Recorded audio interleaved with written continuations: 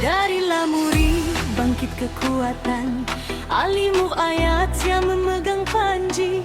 Putra Syamsusyah darah bangsawan, menyatukan negeri, lahirlah Aceh Darussalam. Salahuddin pewaris tahta, namun rapuh dalam gelombang kuasa.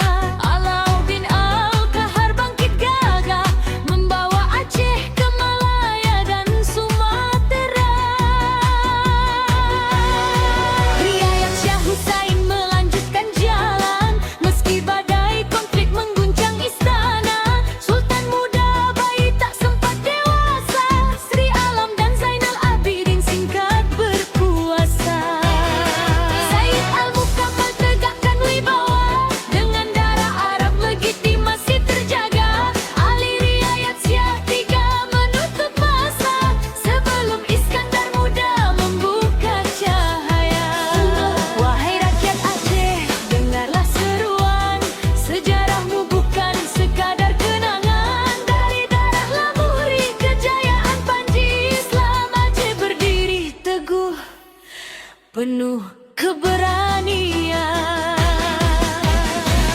Cintai sejarah, cintai tanahmu, bangkitkan semangat dalam setiap kalbu. Kerajaan Aceh warisan mulia, jangan biarkan hilang di telan masa.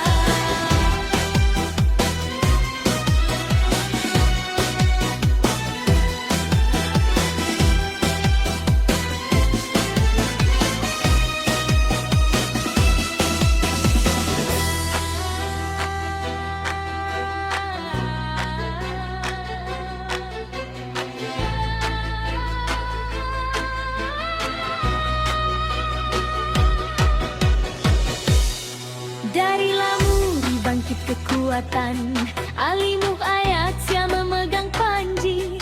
Putra Syamsusyah darah bangsawan, menyatukan